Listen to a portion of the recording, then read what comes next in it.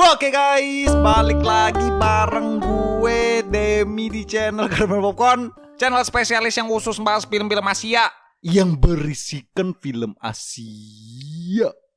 Cuy. Aduh. Karena kalau bukan film Asia bukan Caramel Popcorn. Kalau bukan film Asia juga bukan Caramel Popcorn. Cuy. Film yang akan kita bahas kali ini adalah sebuah film yang bergenre drama romance lagi nih, yang berjudul Family Trip tahun 2021 cuy. Film baru terus nih, mantep nih. Film yang berdurasi tayang 1 jam 42 menit ini rilis pada tanggal 18 Juli tahun 2021 dan dibintangi oleh mbak-mbak lucu-lucu manja diem-diem bae, yaitu Mbak Hana Himesaki cuy. Mbak-mbak baru terus nih, mantep nih. Berkisah tentang seorang wanita yang terpaksa harus ikut pergi liburan dengan keluarga suaminya, meskipun sebenarnya di dalam hati ia enggan untuk melakukannya. Disebabkan oleh sang suami yang ternyata telah berselingkuh di belakangnya, wanita ini pun murung dan memendam perasaan yang berakhir curhat dengan sang mertua. Apakah yang akan terjadi kepada hubungan wanita ini di ending cerita? Penasaran gimana alur cerita dari film ini? Siapkan cemilan kalian, langsung aja dah kita gas ke pembahasannya cuy. Wey, uto tu mea mato ni mea. Ya le kapena. Chow na bay no pa uma. Ni gabay na ho lima ina ho bila.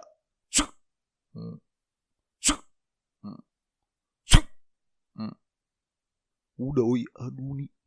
Udah oi.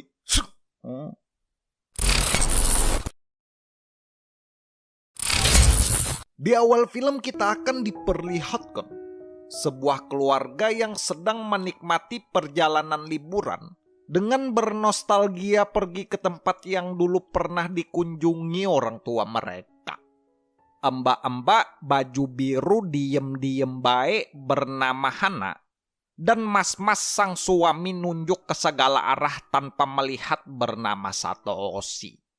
Mbak Hana diceritakan adalah seorang wanita yang dipersunting oleh Satoshi untuk menjadi istri, yang waktu itu ikut liburan bersama sang suami dan mertuanya. Saat yang lain bersemangat menikmati pemandangan, Mbak Hana malah terlihat murung dan langsung meminta untuk kembali ke mobil karena pengen istirahat aja. Melihat hal itu, sang ayah yang mungkin khawatir, ia pun bertanya kenapa Mbak Hana tidak bersemangat dan terlihat seperti orang gak enak badan. Saat Satoshi bilang dan meyakinkan kalau ayahnya tidak perlu khawatir, di sisi lain, Mbak Hana di dalam mobil dalam hati malah bercerita kalau sebulan yang lalu ia mengetahui sang suami telah berselingkuh dari dirinya. Perjalanan pun berlanjut menuju hotel penginapan karena mereka semua diceritakan sudah lapar dan ingin cepat beristirahat. Sampainya di penginapan, saat sang pemilik menyambut dan menunjukkan kamar mereka masing-masing, Mbak Hana masih saja tetap murung, meskipun kamar yang mereka tempati mempunyai pemandangan yang sangat bagus. Dengan beribu maaf, Satoshi pun mengatakan kalau Mbak Hana mohon jangan marah lagi, karena ia tidak akan mengkhianati Mbak Hana istrinya itu lagi. Saat semua sudah beristirahat, sang ayah yang tidak disebutkan namanya ini yang kita kasih nama Bahrun, ia pun masih khawatir dan berpikiran tentang Mbak Hana menantunya karena ekspresi marah terlihat jelas dari raut muka Mbak Hana. Malamnya, saat makan malam bersama, lagi-lagi Mbak Hana malah pergi saat yang lain sedang asik bercengkrama yang membuat keadaan canggung dan tidak mengenakan. Pak Bahrun yang ingin memperbaiki keadaan agar liburan keluarga mereka terasa menyenangkan, ia pun menunggu Mbak Hana di depan kamar dan bertanya apa yang sudah terjadi kepada menantunya itu. Lagi-lagi, dengan diam dan tertutup, Mbak Hana malah langsung pergi dan tidak mau terbuka menceritakan apa yang sedang terjadi. Satoshi yang malam itu sudah terlalu lelah dan mengantuk. Ia pun tertidur di ruang tamu yang membuat Mbak Hana senang karena memang ingin tidur sendiri. Berhubung Mbak Hana ternyata masih kepikiran dan tidak bisa tidur pada malam itu, ia pun memutuskan pergi ke kolam untuk berendam air panas yang disusul Pak Bahrun yang kebetulan ingin berendam juga. Beres berendam, Mbah Hana pun akhirnya mau terbuka dan bercerita kalau Satoshi anak Pak Bahrun sudah selingkuh dan mengkhianatinya. Pokok dari permasalahan pun dimulai saat pergi jalan-jalan untuk berfoto-foto pada besok siangnya. Satoshi dan sang ibu yang sibuk membeli oleh-oleh. Di mobil Mbah Hana malah bilang kalau ia ingin membalas perbuatan Satoshi dan melampiaskan kekecewaannya dengan bantuan Pak Bahrun sang mertua. Pak Bahrun yang bingung dengan maksud perkataan Mbah Hana. Ia malah dikagetkan saat Mbah Hana mengirim teks pesan dan ingin segera bertemu di pemandian air panas. Yang bilang kalau ia ingin mengajak Pak Bahrun untuk mencangkul ladang. Ngapain, oi?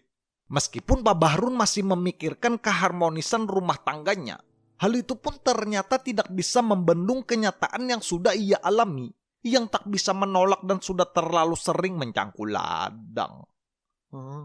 Dan filmnya pun berakhir dengan Mbah Hana yang sudah tidak murung dan sedih lagi.